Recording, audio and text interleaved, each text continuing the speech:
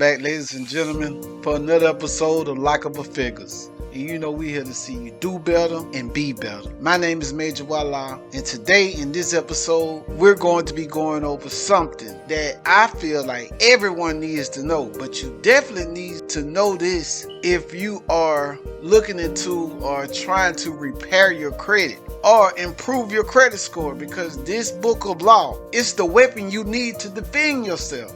Stay tuned.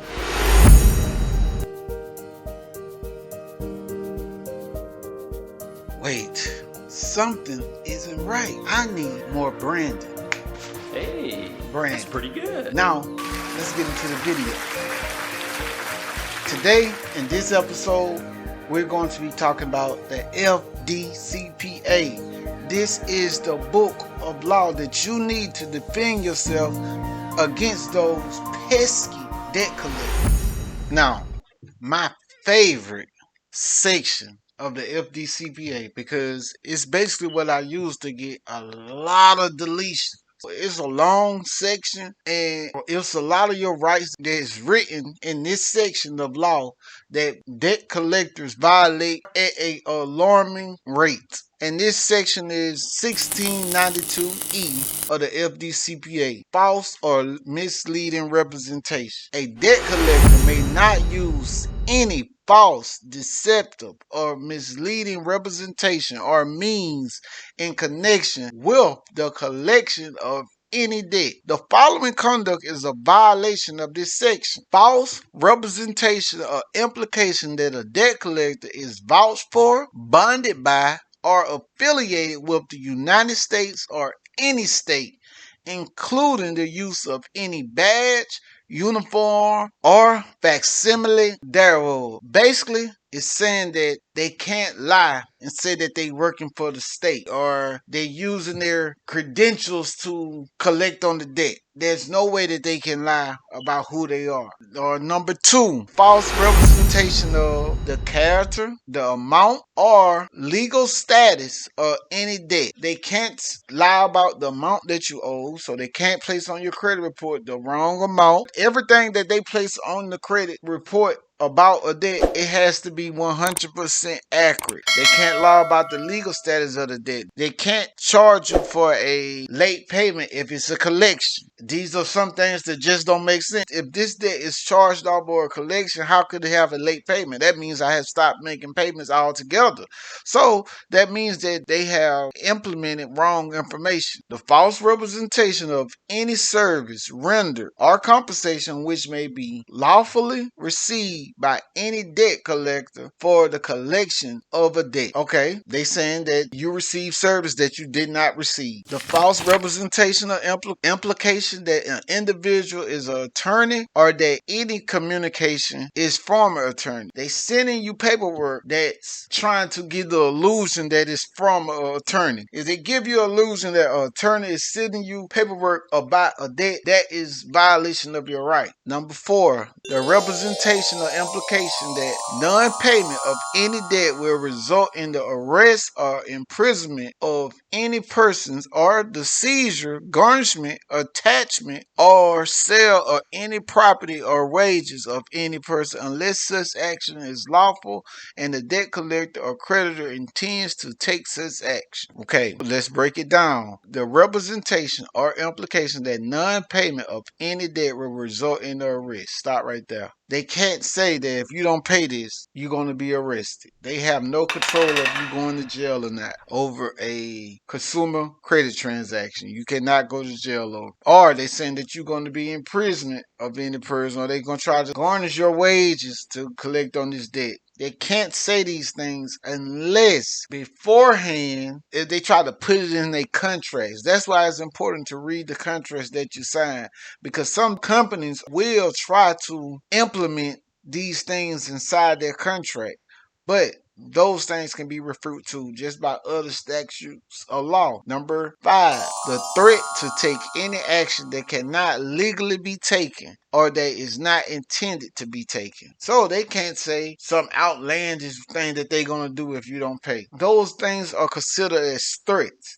They cannot threaten you or coerce you to pay anything. Number 6, the false representation or implication that a sale, referral, or other transfer of any interest in a debt shall cause the consumer to A, lose the claim or defense to payment of the debt, and B, become subject to any practice prohibited by this subchapter. Number 7, the false representation or implication that the consumer committed any crime or other conduct in order to disgrace the consumer. Basically, they saying that they can't say if you don't pay us that it's a crime not to pay them. It's not a crime. These are consumer credit transactions. They only can put it on your credit report and go after you through Number 8, communication or threaten to communicate to any person credit information which is known or which should be known to be false, including the failure to communicate that a disputed debt is disputed. Okay, if they place false information on your credit report, or if you dispute false information and they don't label it as disputed on your credit report. So that's another trick that I used as 1692E helping you to use is basically you dispute a debt. If they don't update that debt within the 30 days saying that it's been disputed, that's a violation. Now you take note of that on the 31st day. You take note whether or not to see if that debt has been labeled as disputed. If it hasn't, you get a record of it, you print it out, and you send it back to them. You tell them that you want the debt deleted now because they didn't update the debt to its rightful status. Number 9, the use or distribution of any written communication which stimulates or is falsely represented to be a document authorized, issued, or approved by any court official or agency of the United States or any state, or which creates a false impression as to its source, authorization, or approval. If they send you a letter in the mail that you assume is coming from the courts, but it never came from the courts. It's just they using the court letterhead on the document. They just using the letterhead. That is a violation of your rights. Number 10, the use of any false representation of deceptive means to collect or attempt to collect any debt or obtain information concerning the consumer. If they use, basically, this statute is a lot of saying the same thing, but you can use it in different ways.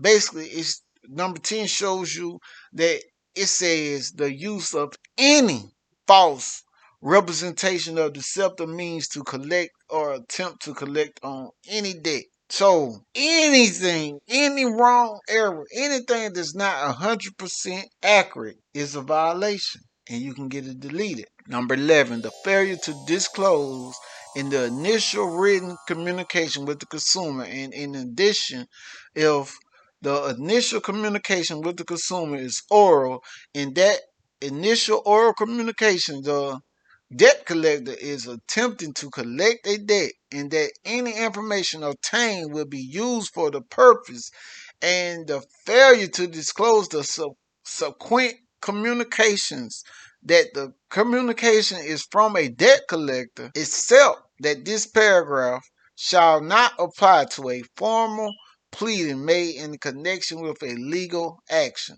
When they trying to collect on the debt, they must give you a notice that they're trying to collect, unless they go through the courts first and the courts is giving you that notice. The false representation or implication that accounts have been turned over to an innocent purchase for value. And you have disputed a debt or whatever, they can't sell that debt to another person. The false representation or implication that the documents are legal process. Basically, they can't act like the documents are coming from any legal matters for his attorney, judge, courthouse, lawyer, anything. They can't make it seem that way.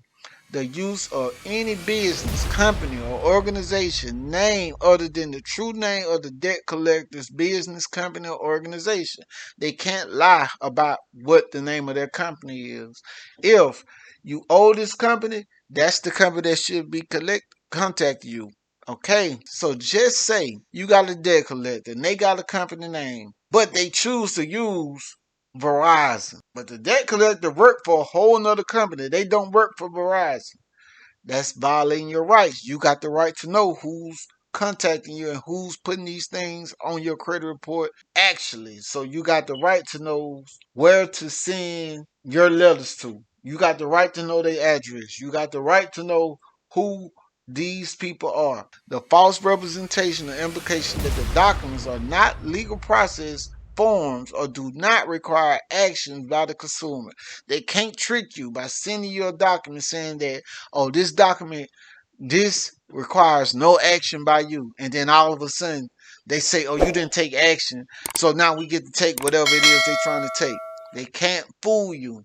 If it's something that they're trying to collect on and you have 5 days to respond to whatever that they're trying to collect on. If they don't give you those days to respond and review and claim your case, they violated your rights. The false representation or implication that a debt collector operates or is employed by a consumer reporting agency. So they can't make you think that they work for a consumer reporting agency. Consumer reporter agency would be someone like Equifax, TransUnion, or Experian. A debt collector can't trick you to make you think that they work for them. One of my favorite statutes of law because it helps me get the results for my clients. So, and that's all I'm about. That's what I'm about. I'm about getting results to make other people's lives a little bit much easier. The more you get deleted, the more you can get added, the more you can qualify to get added. But you have to clean up the dirty stuff before you can implement the clean stuff and the new good stuff. But I wouldn't prefer or refer anyone to just start adding new accounts on top of old dirty stuff that may or may not be inside your credit report. So in the FDCPA is what's going to help you to get a lot of that nasty old debt that's on your report. It's going to help you get it off. It's going to help you get these things deleted. It has a lot of information in it that can help a lot of different people because one thing about it, we all can benefit from it and we all can be harmed by it, by the lack of not knowing. So, this is Likeable Figures. I thank you for tuning in. Tell your friends about Likeable Figures. See, Likeable Figures. It's right there on the shirt. I want you to make sure that you like, share, and subscribe. And if you get a chance, go through the catalog and watch some more of the other videos because there might be something more that can help you because that's what we're here for. We're here to see you do better and be better. I'm Major Walla. I thank you for watching again and peace.